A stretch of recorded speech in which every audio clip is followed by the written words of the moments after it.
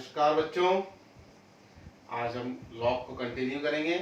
मैंने अभी last 2 lectures में आपको लॉग के बारे में बताया, लॉग के डिफरेंट एप्लीकेशंस, कैसे फॉर्मूलेस को यूज करना है और किस तरीके से हमें लॉग के फॉर्मूले को यूज करने के साथ साथ कब कहाँ प्रॉपर्टीज को कैसे अप्लाई करना है, ये सारी चीजें बताई। इसी सीक्वेंस को करते हैं आज हम लॉग के नई वेराइटीज के क्वेश्चंस करेंगे।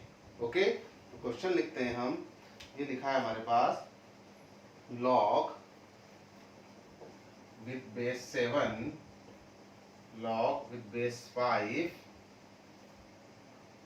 under root x square plus x plus 5 equal to 0।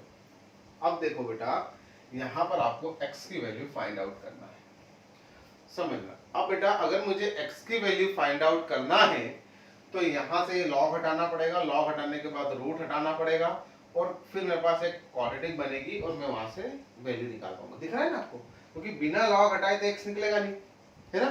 तो लॉग को हटाने का तरीका मैंने आपको बताया है। क्या करते हैं, सबसे पहले ये बाहर वाला लॉग हटेगा, तो ये हटेगा, तो ये जो बेस है कैसे हटता है, इस बेस के ऊपर ये लॉग हटेगा, तो इसके लिए अपना पूरा नंबर हो गया, इस लॉग के लिए पूरा एक नंबर हो गया। तो ये एज इट इज लिखा, log with base 5 under root x square plus x plus 5 equal to, ये जो बेस होता है बेटा इसके ऊपर ही नंबर चढ़ जाता है ना। बेस के ऊपर नंबर चढ़ने का मतलब मैं बार बार बता चुका हूं, बेस की पावर में। तो ये हो गया 7 की पावर 0, किसी भी नंबर की पावर 0 मतलब 1। Get it. अब ये लिखा, अब ये वाला लॉग हटेगा, उसके लिए ये नंबर हो गया कि नहीं। तो ये एज इट इज लिखा, x square plus x plus 5 equal to, ये लॉग हटने के लिए ये बेस कितना है 5 की पावर कितना हो जाएगा, ये 1। तो कितना हो गया, 5 की पावर 1 इज 5। दोनों लॉग हट चुके हैं बेटा हमारे पास से। अब मुझे रूट हटाने के लिए क्या करते हैं अपन, स्क्वायरिंग। तो क्या हो गया, x square plus x plus 5 equal to 25। दोनों तरफ क्या कर दी बेटा, स्क्वायरिंग कर दी, है ना। ये मैंने इसी स्टेप में लिख दिया, आप चाहो तो इस स्टेप के बाद लिखना स्क्वायरिंग बोथ द साइड, अपने नोट्स में लिख लेना।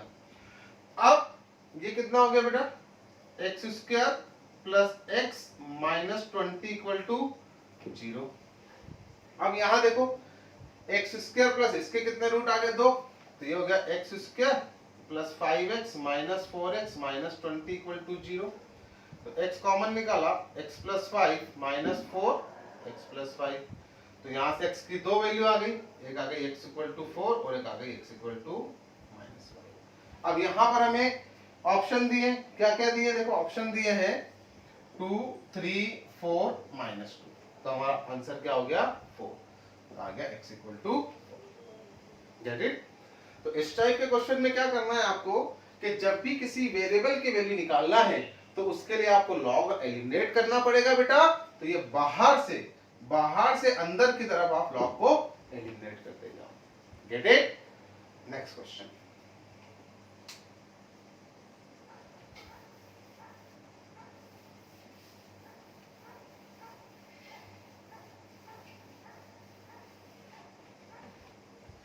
नेक्स्ट क्वेश्चन है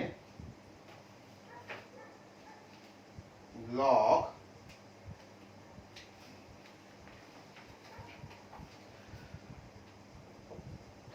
five base 4 equal to a, log 6 base 5 equal to b।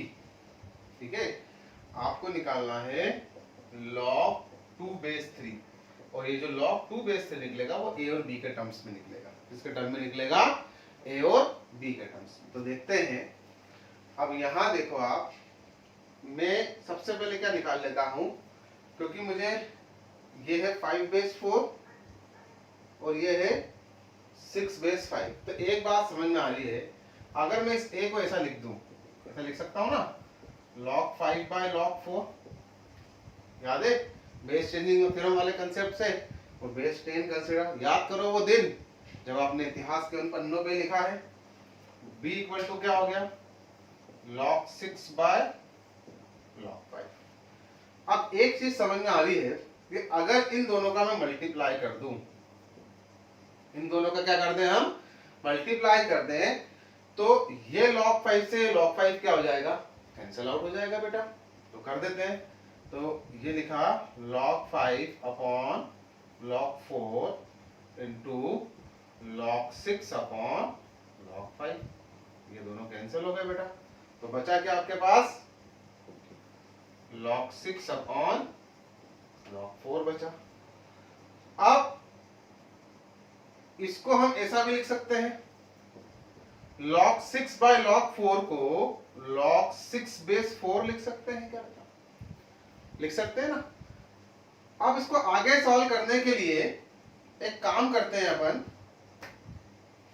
इस 6 को 2 इंटू 3 लिख दे और इसको 2 का स्क्वायर लिख दे, समझे आप, मैं 2 3 में तोड़ रहा हूं। तो इसको लिखा, सबसे पहले तो इसको ऐसे ही रहने दो, log 2 इंटू 3 और ये 2 का स्क्वायर, तो ये बेस की पावर क्या बन के बाहर आती है, रेसिप्रोकल आ गई। ये 2 इधर मल्टीप्लाई हो जाएगा तो ये हो गया 2ab, हो गया बेटा। अब इसमें लिखा log 2 इंटू 2 बेस 3 लिखा। अब आप देखो, अगर यहां देखें, अगर log m इंटू n लगाते हैं, क्या लगाते हैं, log m इंटू n, तो ये कितना हो जाएगा, log 2 with base 2 plus log 3 with base 2। देखो ऐसा कुछ दिख रहा है, ये 2 विद बेस 3 है और ये 3 विद बेस 2, कहीं ना कहीं काम होते हुए दिख रहा है। ये कितना हो गया बेटा, 1। कौन सी प्रॉपर्टी से, कि अगर log का नंबर और बेस क्या हो जाए बेटा, सेम हो जाता है तो वो 1 देता है, दे दिया।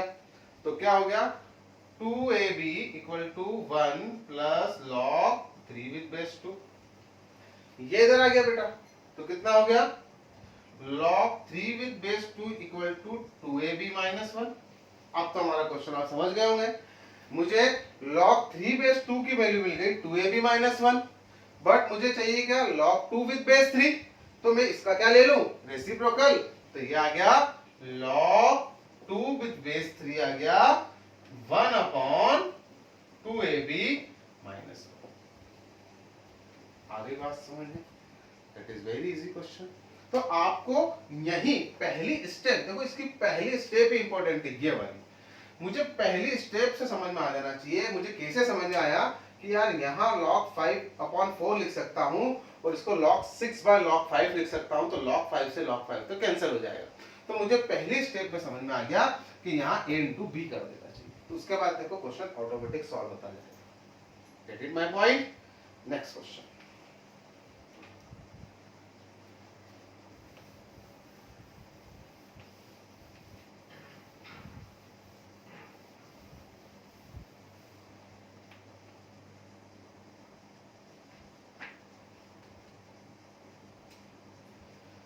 a की power x minus 1 equal to b c, b की power y minus 1 equal to c a और c की power z minus 1 equal to a b. आपको निकालना है समेशन ऑफ 1 बाय x। अच्छा, हाँ एक चीज हो गया, समेशन, समेशन का मतलब होता है बेटा सम, और एक सिंबल होता है पाई, इसका मतलब होता है प्रोडक्ट। ये आज आप दो नई चीज लिख लेना।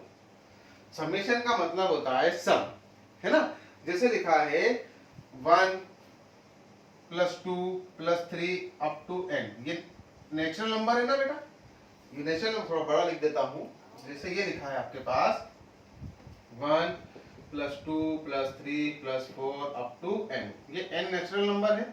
तो n नेचुरल नंबर का सम हो रहा है, तो इसको मैं समेशन n भी लिख सकता हूं। समेशन मतलब सम किसका, n नेचुरल नंबर का। तो जहां भी आपको समेशन दिख जाए, समेशन का मतलब होता है सम, और ऐसा पाई दिख जाए तो पाई का मतलब होता है प्रोडक्ट। अब पहले तो हम समझ लेंगे समेशन x का मतलब क्या है।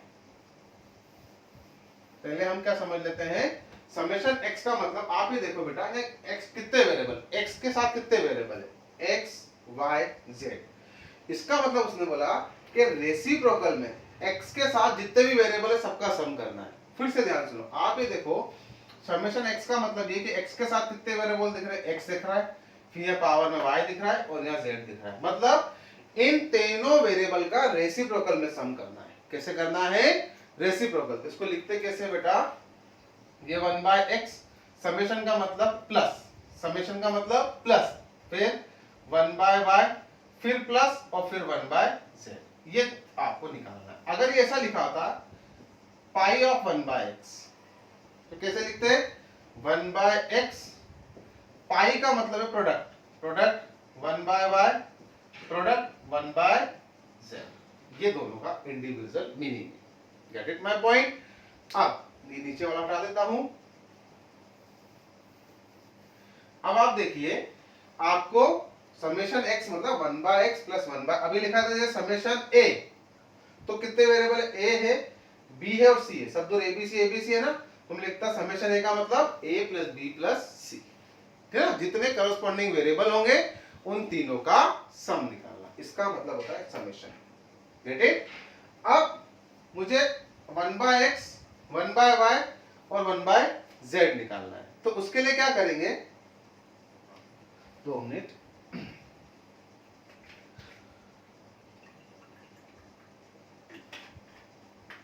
उसके लिए यहां से काम करता हूं। देखो मैं एक स्टेप लिख के डालो, समझना। a की पावर x इंटू a की पावर -1 लिख सकता हूं ना इसको, बेस सेम तो पावर ऐड होती, उल्टा लिख लिया। इस a की पावर -1 को मैं a की पावर 1 ऐसे लिख सकता हूं ना, क्योंकि आपको पता है लॉ ऑफ इंडाइसिस में जो पावर नीचे प्लस में है ऊपर जाके माइनस हो जाती है, तो मैंने उल्टा लिख दिया। अब ये इधर मल्टीप्लाई हो गया, तो a की power x equal to abc हो गया। अब आप देखिए सिमिलरली ये कितना हो जाएगा? b की power y equal to abc, और ये कितना हो जाएगा? c की power z equal to abc। इसी तरीके से बेटा जैसे ये वाला है, हो गया। इसका मतलब a की पावर x की वैल्यू भी abc आ रही है, b की पावर y की वैल्यू भी abc आ रही है, c की पावर z की वैल्यू भी abc आ रही है, मतलब तीनों बराबर ही तो हो गए ना। इसका मतलब a की पावर x, b की पावर y, c की power z equal to abc equal to कोई कांस्टेंट मान लिया, कोई दिक्कत? अब आप देखो इसको इसको इक्वेट करते हैं, तो इक्वेट करें तो a की power x equal to k। अब मुझे ये पावर इधर से इधर भेज देता हूं, क्योंकि मुझे पता है जब इसकी टोपी उसके सर जाती है तो वो रेसिप्रोकल बन के जाती है। मेरी टोपी पे 2 है और आपकी टोपी पे क्या बन के जाएगा? 1/2 है ना। और मैं 1/, में क्यों ले रहा हूं? क्योंकि मुझे रेसिप्रोकल चाहिए, इसलिए मैं इधर से उधर टोपी कर रहा हूं। समझ में आ रहा ना? तो यहाँ a इक्वल टू, ये भी आपको समझ में आ गया होगा कि a इक्वल टू k1/x हो गया। अब आप देखो मुझे 1/x बाहर निकालना है। अब देखो यहाँ पर, यहां से सिनारियो समझना, समझ गए? अब मैं आज आपको एक और तरीका बताता हूं। ये 1/x है, 1/x पावर में है, मुझे तो 1/x की वैल्यू निकालना है ना भैया रखने के लिए, तो 1/x कहां है? पावर में। किसी भी चीज को पावर से निकालने के लिए एक ही एप्लीकेशन काम करती है, लॉग, क्योंकि लॉग में ही ऐसी प्रॉपर्टी कौन सी? लॉग m की पावर n, तो ये पावर को सीधे बाहर फेंक देती है n log m। आप समझे? सिर्फ लॉग के पास इतनी पावर है, लॉग के पास इतनी पावर है कि वो किसी पावर को बाहर ला सकती है। लॉग के पास ही इतनी पावर है कि किसी पावर को बाहर निकाल सकती है। समझे आप? तो देखो यहां से आज से एक नई चीज करेंगे, taking log both the side, ऐसे भी कर सकते हैं, टेकिंग लॉग बोथ साइड, ठीक है। तो देखो दो तरफ लॉग लिखा, log a equal to log k 1/x, दो तरफ लॉग लिख दिया। टेकिंग लॉग का मतलब दोनों के आगे लॉग लिख दिया। अब ये 1/x बाहर आ जाएगा, तो log a equal to 1/x log k, तो log a by log k equal to 1/x आ गया कि नहीं आ गया? ये स्टेप आपको समझ में आ गई होगी। और इसी को क्या लिख सकते हैं? log a with base k, ये 1/x आ गया। सही है क्या? हाँ या ना? एक और करके बता देता हूं। इसी तरीके से b की पावर y इक्वल टू भी k होगा तो मैं इसको b इक्वल टू k की पावर 1 बाय y लिख सकता हूं क्या? तो 1 बाय y है, क्या करें 1 बाय y को बाहर लाना है, वो बाहर निकालने की पावर किसके पास है? लॉग के पास। तो टेकिंग लॉग बोथ साइड, तो कितना हो गया log b equal to 1 by y log k। बेटा मैंने प्रॉपर्टी भी लगा दी, मतलब ये ऐसा था ना, तो मैं इसको प्रॉपर्टी लगा के आगे भी ले आया, एक स्टेप ज्यादा लिख दी, सही है। तो कितना हो गया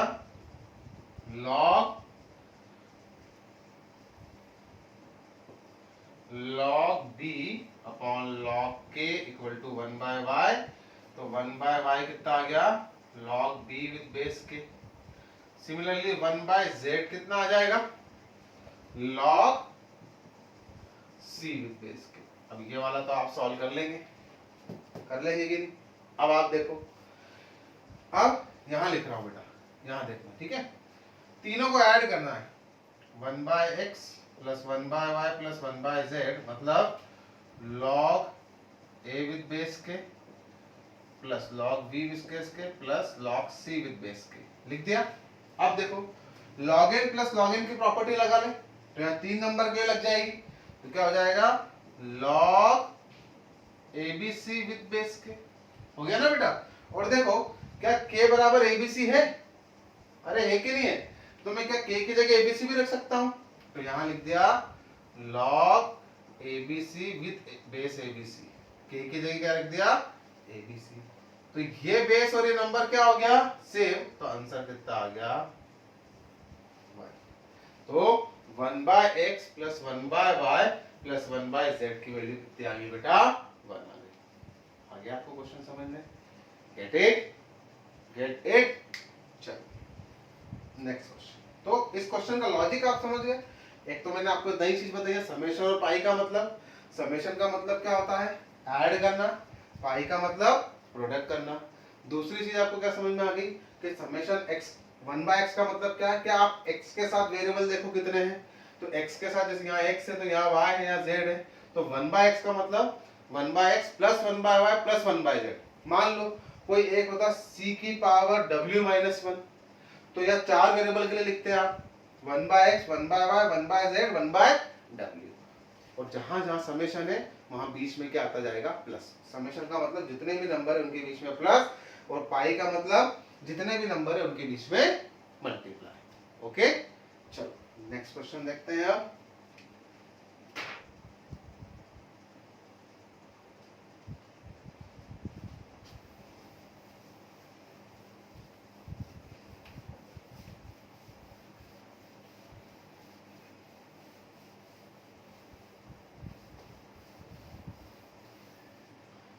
नेक्स्ट क्वेश्चन है log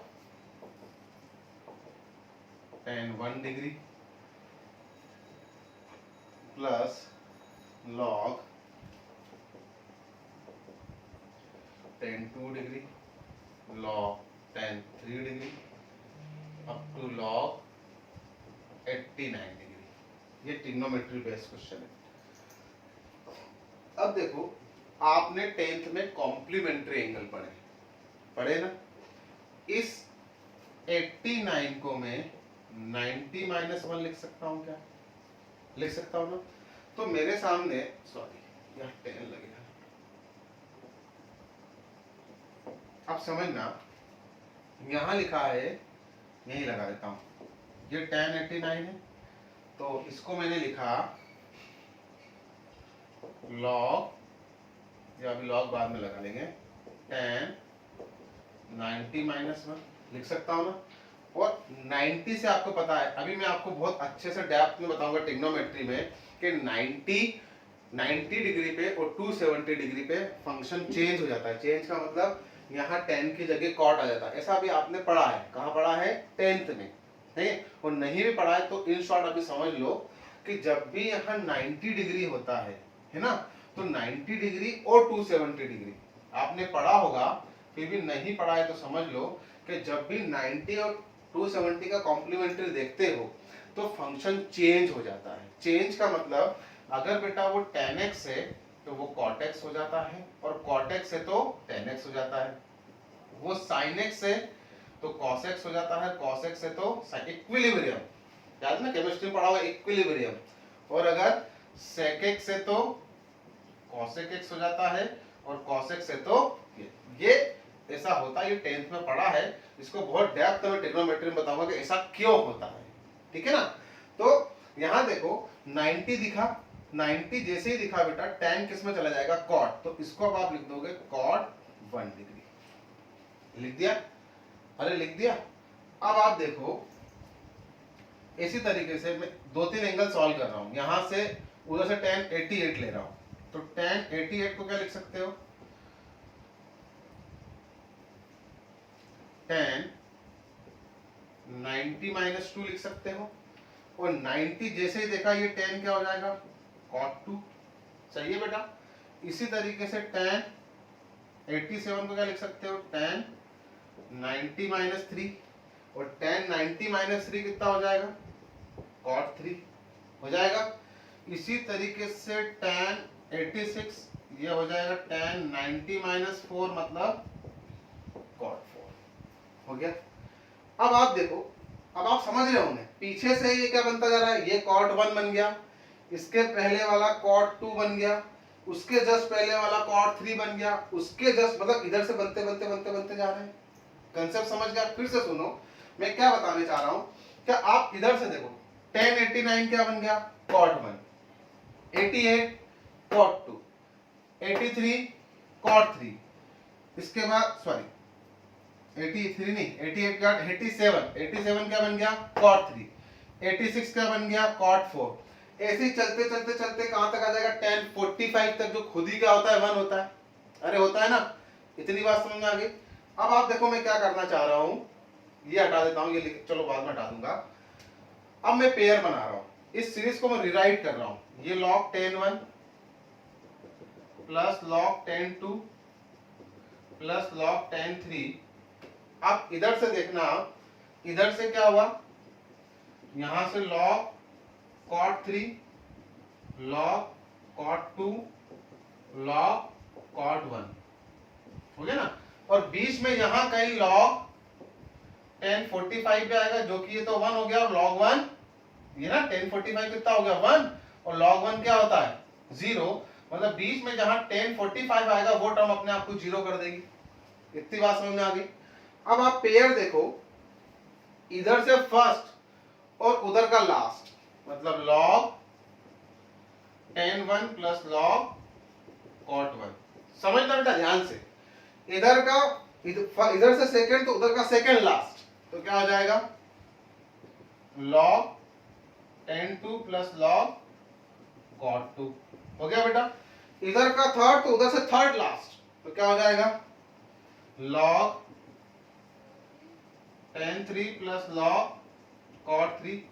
ऐसे ही चलता चलता चलता यहां कहीं log है ना, बीच में इधर इधर की टर्म उठती उठती उठती जाएगी, बीच में एक टर्म क्या आएगी log tan 45 डिग्री आएगी, अरे आएगी ना। अब आप देखो इसमें लगाया log m plus log n, तो कितना होगा log m into log n हो गया। इसी तरीके से इसमें लगाया तो log tan 2 इंटू cot 2 हो गया। इसी तरीके से इसमें लगाया तो log tan 3 इंटू cot 3, और ऐसे चलते चलते गए तो ये तो 0 हो गया, ये वाला क्यों 0 हो गया, रीजन बताया मैंने, tan 45 कितना होता है 1, तो log 1 कितना 0। अब आप देखो इस tan 1 को सॉरी इस cot 1 को मैं क्या लिख सकता हूं 1/tan 1, ये आपने ट्रिग्नोमेट्री में पढ़ा है ना, tan थीटा इक्वल टू क्या होता है 1/cot थीटा, ये पढ़ा है कि नहीं, tan theta equal to 1/cot theta ये होता है। अब आप देखिए तो ये cot 1 क्या हो गया 1/tan 1, तो ये tan 1 से tan 1 कैंसिल। सिमिलरली ये cot 2 क्या हो जाएगा 1/tan 2, तो ये दोनों भी कैंसिल। सिमिलरली cot 3 क्या हो जाएगा 1/tan 3, तो ये दोनों भी कैंसिल। तो यहां क्या बचा log 1 0, log 1 ही हो गया ना, 0, ये भी 0, ऐसे सब क्या हो गया 0, तो 0 प्लस 0 प्लस 0 इक्वल टू, बात समझ में आ गई। तो log tan 1 plus tan 2 plus tan 3 up to tan 89 की वैल्यू क्या हो गई 0। गेट इट दैट पॉइंट, आ गया समझ में। नेक्स्ट, अगर इसमें बताओ ऐसा होता, मल्टीप्लाई कर दिया, तब क्या मुझे पेन चलाने की भी जरूरत पड़ती? नहीं, अरे क्योंकि इसी सीक्वेंस में देखो tan 1 tan 2 tan 3 कहीं ना कहीं बीच में log tan 45 आता, बीच में आता कि नहीं आता, और ये कितना हो गया 1, तो log 1 और 0, और सब मल्टीप्लाई में है तो बीच में ये टर्म 0 हो गई, तो सारे ही क्या हो गए 0, तो इसका आंसर भी क्या आ गया 0। तो अगर प्लस की जगह मल्टीप्लाई भी आ जाए तो भी आंसर क्या हो जाता है 0। Get it? क्यों हो गया, समझ में आया ना? क्योंकि जब मल्टीप्लाई चल रहा है बेटा तो बीच में log 10 45 आएगा, और log 10 45 कितना होता है 10 45 होता है 1, और log 1 0। अब क्योंकि सब मल्टीप्लाई में है तो एक टर्म 0, तो सारी क्या हो गई 0। ये दोनों क्वेश्चन आपको समझ में आ गए? Okay, next.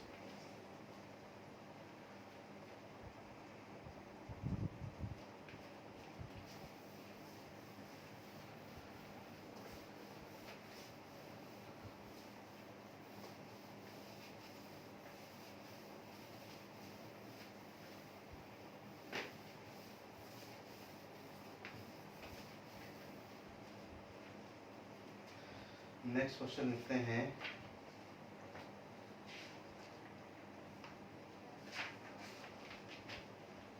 नेक्स्ट क्वेश्चन ये है बेटा कि बहुत अच्छा क्वेश्चन है ये, इफ, ये बहुत अच्छा क्वेश्चन है बेटा, a ग्रेटर देन 0। मैं ये जो अच्छे क्वेश्चन बोलता हूँ ना बेटा, ध्यान रखो, इन क्वेश्चंस को एक बार आप वापस करके देखा करो। क्वेश्चन तो सारे वापस करना, पर इनको भी देखा, इनको खास देखा करो। क्यों? क्योंकि मैं हमेशा बोलता हूँ कि जो मैं यहाँ बोर्ड पे बता रहा हूँ तो वो तो मैंने बताया और आपने सिर्फ हाँ करा गया, हाँ समझ में आ गया। एक्चुअल समझ में स्टूडेंट को तब आता है जब वो खुद करके देखता है। जैसे ही मैंने कोई लेक्चर दिया है, आप घर पे जाओ और आप उस लेक्चर को पूरा कॉपी में खुद भी नोट डाउन करो, तो आपको समझ में आ जाएगा कि मैंने जो पढ़ा है और जो मैंने समझा है वो कितना सही है और कहाँ गलत है। यही अपने आप को सेल्फ एनालिसिस करने का तरीका है। आप चाहो तो इसको 10 दिन कम से कम अप्लाई करके देखो, आपको समझ में आएगा। ठीक है, अब देखो, और बोला है b equal to under root a c और a c not equal to 1, ये दिया है। और आपसे बोला है प्रूव दैट, पीटी मतलब prove that, log n with base a upon log n with base c equal to log n with base a minus log n with base b upon log n with base b minus log n with base c। ठीक है, अब एक काम करते हैं, question देख लेना सही है। हाँ, या बेस ए है या सी है, या ए है या बी है, या बी है या सी है। ठीक है, अब मैंने इसका LHS उठाया,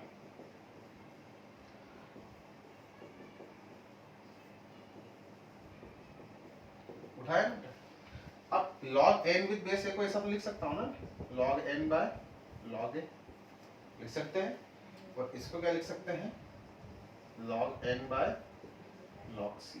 ये कट गया बेटा, तो क्या आ गया log c by log a, ये ऊपर चला जाएगा ना बेटा, और इसको क्या लिख सकते हैं log c with base a। आ गया ना बात समझ? ये आ गया आपका LHS। अब हम लेते हैं RHS। RHS को देखो अपन एक बार, बेस a बेस b देखिए ना, ठीक है।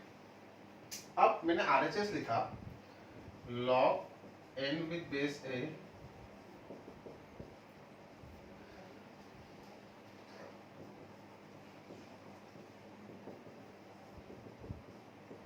लिखा, इसको क्या लिख सकते हैं log n upon log a, इसको क्या लिख सकते हैं log n by log b upon, इसको क्या लिख सकते हैं log n by log b minus log n by log c।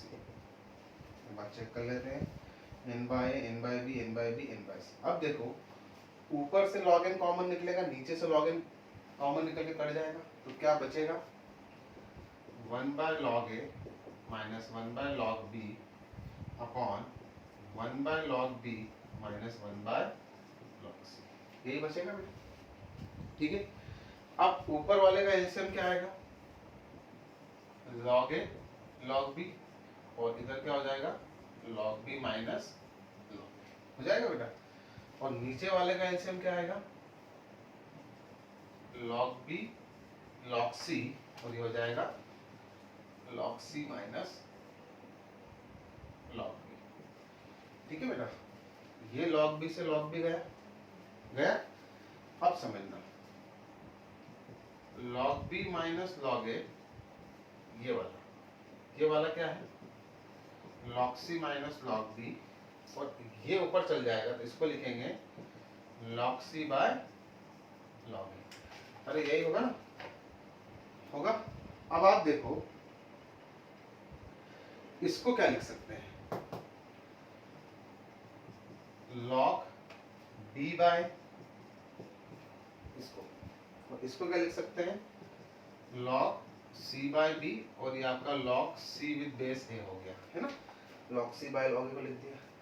अब इस स्टेप को देखना, इस स्टेप को यहाँ लिख रहा हूँ बेटा, यहाँ से यहाँ आ गया, देखना इसको मैं क्या लिख सकता हूँ log b by a base c by b into log c base a लिख सकता हूँ, हो गया। अब मुझे LHS और RHS को अगर बराबर लाना है, जो कि यहाँ प्रूव करना है, तो इसको 1 बनना पड़ेगा। ये तो मुझे पिक्चर समझ में आ गई, क्योंकि तभी तो 1 बराबर होगा ना बेटा। अब आप देखो यहाँ आपको दिया है b equal to root AC, तो मैं स्क्वेयरिंग कर सकता हूँ, तो b square equal to AC हो गया। ये से ये टर्म कैसे लिखे समझ में आया, स्क्वेयरिंग बोथ द साइड। अच्छा तो इसको ऐसे भी लिख सकता हूँ b by a equal to c by b, लिख सकता हूँ कि नहीं, हाँ या ना, देखो ना भाई, इसको तोड़ दिया, b square equal to ac, इसको ऐसे प्रोपोर्शन में लिख सकता हूँ। तो यहाँ देखो जो आपको ये लिखा है log, इस b बाय a की जगह c बाय b लिख सकता हूँ, और ये इस b बाय a की जगह क्या रखा c बाय b, और ये c बाय b अपनी जगह है, और ये log c विद बेस है। ये कितना हो गया बेटा 1, कौन सी प्रॉपर्टी से कि ये नंबर और बेस दोनों क्या है सेम है ना, तो ये 1 हो गया। तो ये 1 इक्वल टू कितना हो गया 1 into log c with base a, तो आंसर क्या आ गया log c with base a। तो LHS कितना आया log c with base a, RHS भी कितना आ गया log c, LHS equal to RHS hence आ गई बात समझ में, हाँ यार। अब आपको ये तो समझ में आ गया होगा कि a greater than 0 c greater than 0 क्यों बोला, क्योंकि यहाँ देखो आपने a भी log के साथ आया, c भी आया, b भी आया, तो आपको ये पता है ना log के साथ ही लिखा, log का नंबर है ना बेटा, कि जिस नंबर का log लेते हैं वो हमेशा क्या होना चाहिए पॉजिटिव। तो इसलिए आपको ज्यादा दिमाग लगाने की जरूरत ही नहीं, क्योंकि वो तो क्वेश्चन में उसने पहले ही डिफाइन करके रख दिया है। आ गई आपको बात समझ में, तो यहाँ तक आपको log के क्वेश्चन समझ में आए। कल हम log के इक्वेशन बेस्ड क्वेश्चन करेंगे, इतना आपको log में समझ में आ गया है। और ये सारे क्वेश्चंस एक बार रिकॉल करना बेटा, और मैं फिर बोल रहा हूँ डेली अपने नोट्स और प्रॉपर्टीज को पढ़ना, और जो आपको डीपीपी दूंगा उसको सॉल्व करना है। ओके, चलो, थैंक यू।